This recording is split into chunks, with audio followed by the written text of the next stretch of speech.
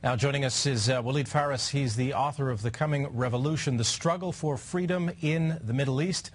Do you think that these talks that have been engaged starting today, do you think they're going to lead to something, or is this just a political dance?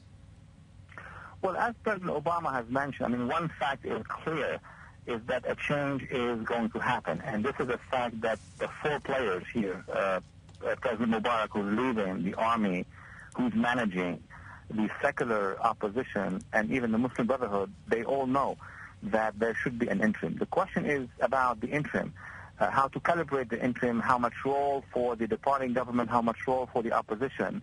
And each one has ups and downs. The army has the stability, but it doesn't have the political clout. The opposition has the popular representation, but it's not well represented politically. And we heard Mr. al-Baradei saying, we don't know who's negotiating with who. So it's going to be a much longer transition than one would think.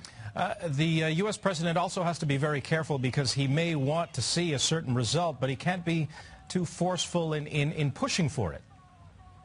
Well, certainly, President Obama's choice of words and the way how the U.S. position has evolved since January the 25th shows that, number one, the lack of knowledge of what was on the ground, and number two, the two ends of the equation that are very important, maintaining stability, including, relationship with the Egyptian armed forces on the one hand, and making sure, as Obama said, that the new forces, those young forces, are the ones who are going to be represented, but gradually.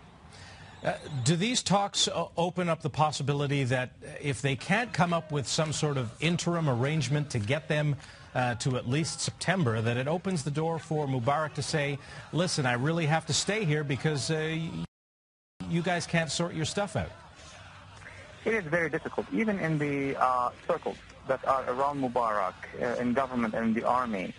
They know very well that the real price is going to be President Mubarak to leave. That is going to happen. Mm-hmm. But between now and him leaving, behind the scenes, what is not really debated is how many administrative decisions he will have to sign, how many international agreements he will have to oversee. So there's a whole mass of, I don't want to call them paperwork, but something like that he will have to determine and finish before he actually transfers power to the interim government.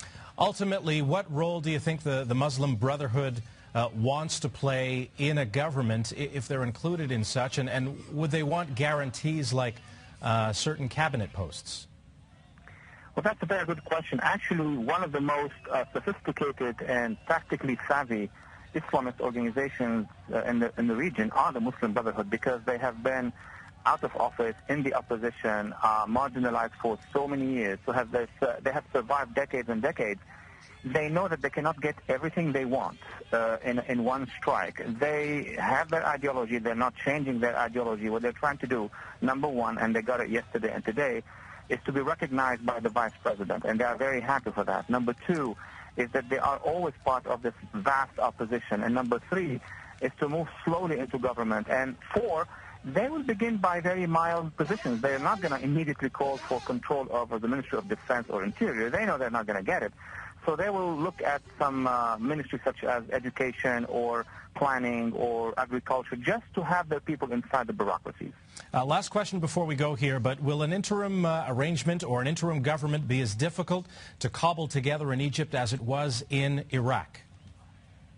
Yes, that's a very good example. The only difference is that in Iraq you had military components, sectarian fights.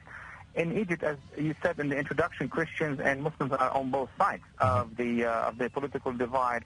You don't have enclaves. You don't have the equivalent of Shia, Sunni, and Kurd on the one hand. But on the other hand, you have so many political parties. I think that Egypt is going to look more so like a Chile or Italian politics, with a lot of political parties, coalition building and then collapsing, rather than the violence of Iraq. But, of course, you have to keep an eye that Al-Qaeda is there and would like to be part of that big coalition destruction.